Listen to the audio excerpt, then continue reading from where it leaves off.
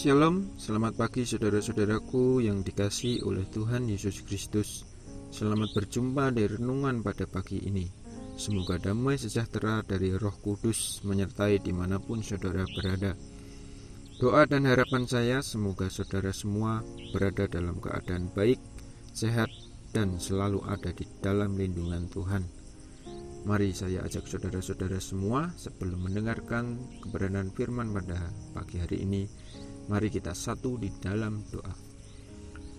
Selamat pagi ya Bapa, terima kasih untuk penyertaan-Mu, untuk anugerah-Mu, untuk kasih-Mu yang begitu luar biasa atas kehidupan kami ya Tuhan. Engkau telah menyertai kami sepanjang kawal malam ya Tuhan.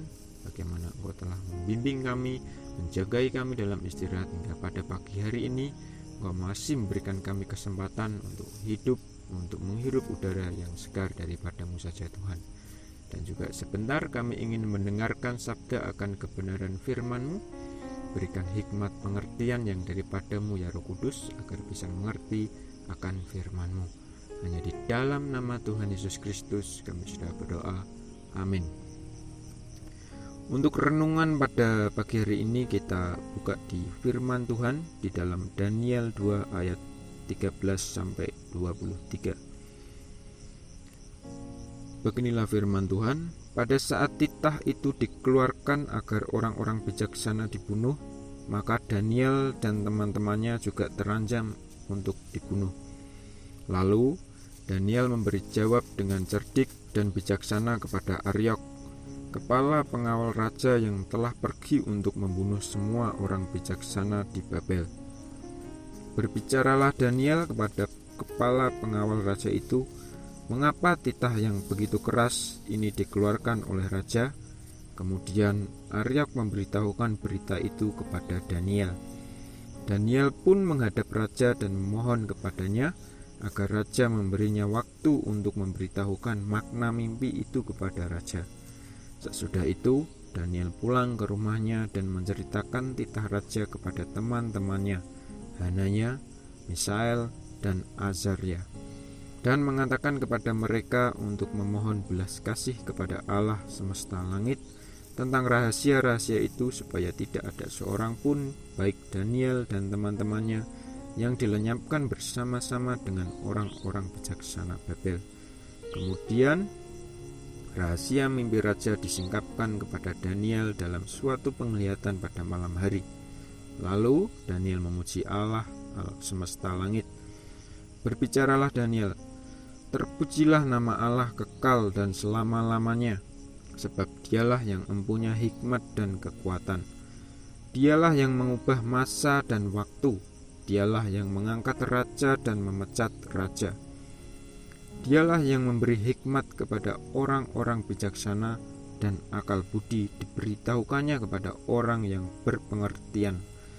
Dialah yang menyingkapkan hal-hal yang tidak terduga dan tersembunyi. Dialah memberitahukan apa yang ada di dalam gelap, dan terang ada bersama-sama dengannya.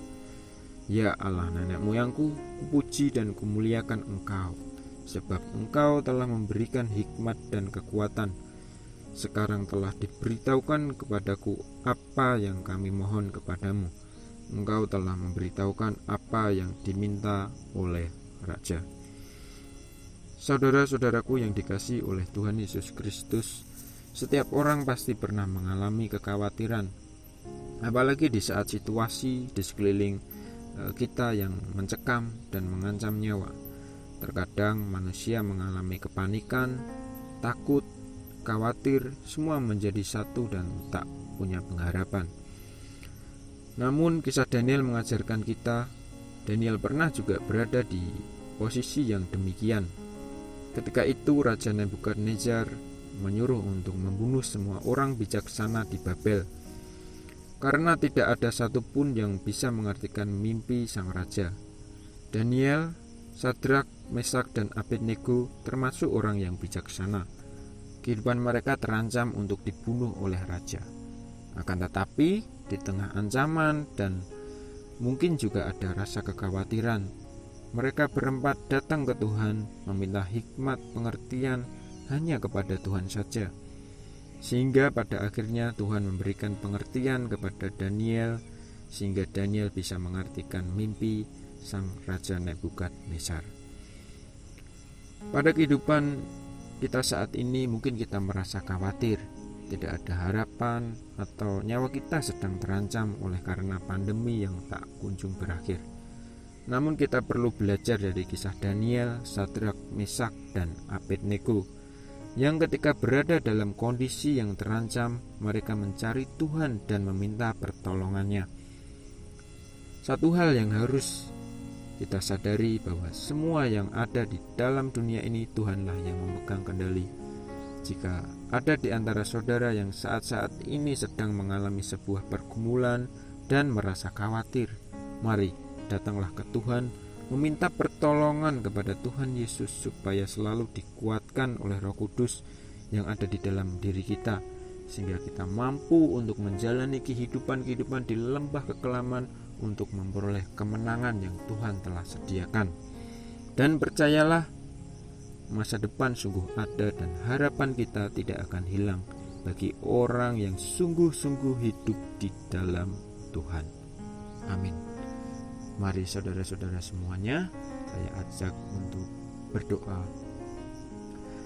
Terima kasih ya Tuhan untuk penyertaan-Mu, sungguh luar biasa ya Tuhan Yesus Kristus. Ajarkan kami semua ya Tuhan untuk tetap hidup di dalam-Mu ya Tuhan, tetap hidup di dalam firman-Mu, dan juga tetap tidak merasa khawatir meskipun dunia saat ini sedang mencekam ya Tuhan. Ajarkan kami untuk tetap setia kepada Engkau ya Tuhan, untuk mengikuti apa yang telah Engkau perintahkan, yang telah Engkau firmankan dalam Alkitab-Mu saja ya Tuhan. Tuntunlah kami ya Roh Kudus, agar kami selalu Engkau kuatkan dalam setiap kehidupan, setiap langkah, hanya untuk memuliakan nama-Mu saja ya Tuhan. Inilah seruan dari doa kami ya Tuhan. Kami serahkan kehidupan kami hanya di dalam nama Tuhan Yesus Kristus. Haleluya. Amin.